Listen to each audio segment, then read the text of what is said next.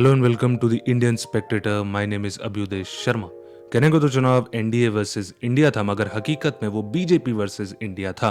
पूरी बीजेपी की पार्टी ने except few of the old guards ने हर बार की तरह नरेंद्र मोदी के चेहरे पे चुनाव लड़ा।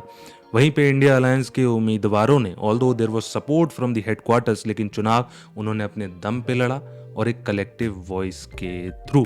And as such there was no battle of individuals at a national scale like Rahul Gandhi versus Narendra Modi, except few of the constituencies like Amethi. In this regard, जिन्होंने चुनाव सिर्फ नरेंद्र मोदी जी के चेहरे पे लड़ा वो हैं पैरासाइट्स, और इंडिया अलायंस के उम्मीदवार हैं एपीफाइट्स। पैरासाइट्स वो होते हैं जो अपना मॉइस्चर और मिनरल्स जमीन से नहीं लेते मगर अपने होस्ट प्लांट से लेते हैं।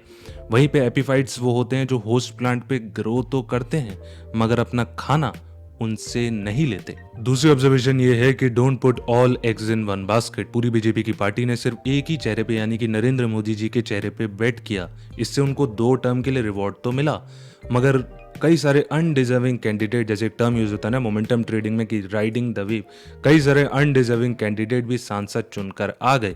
मगर जैसे ही इस बार नरेंद्र मोदी जी की छवि पे थोड़ा डेंट आया, बीजेपी मेजॉरिटी से ही नीचे आ गई। यानी कि कई सारे सांसद जो पिछली बार उनकी छवि का सहारा लेकर जीते थे, यानी कि परफॉर्मेंस का नहीं छवि का सहारा लेकर जीते थे, वो इस बार जीत ही नहीं पाए। Now there are 2 ways to win against the people, either you pull yourself up और you pull others down, right.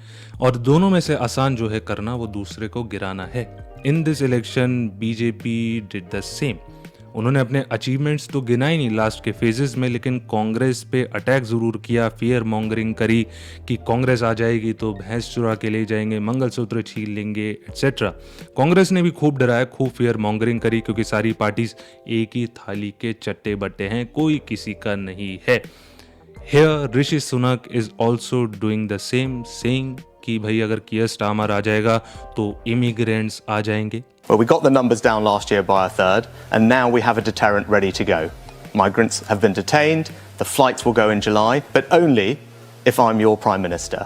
If Keir Starmer's elected, all those people will be released, the flights will be cancelled, and we will have no deterrent.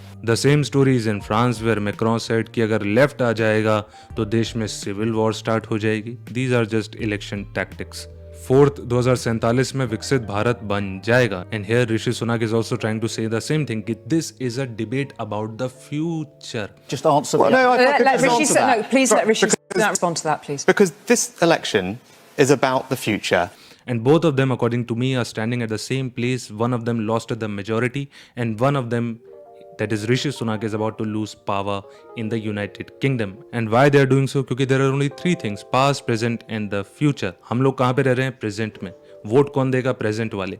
लेकिन अगर आपको in present वालों की condition से उनको distract करना है तो you take them to either to the past और टू द फ्यूचर। आप उनसे बोलो कांग्रेस ऐसा करती थी, कांग्रेस ऐसा करती थी, या फिर अगर कांग्रेस पार्टी मेजोरिटी में होती थी, बीजेपी ऐसा करती थी, हो सकता है आगे कांग्रेस आ जाए और फिर कांग्रेस बोले कि बीजेपी ऐसा करती थी, हो सकता है वो लोग भी ऐसे ही डिस्ट्रैक्ट करें। तो either you take them to the past और टू द फ्यूचर की ऐसा होगा ताकि लोगों का अपनी जो उनकी प्रॉब्लम्स है उससे ध्यान हट जाए। And what Keir Starmer replied could be one of the reasons why the BJP may have lost the majority, like living under the consequences of the GST on almost everything, inflation, Agnipath scheme, farmers, right? So even this, like the distraction thing, has a limit. And at last, it's the monopolization of Hindutva. This idea came to me when the news regarding Mohan Bhagwat ji meeting Yogi Adityanath came.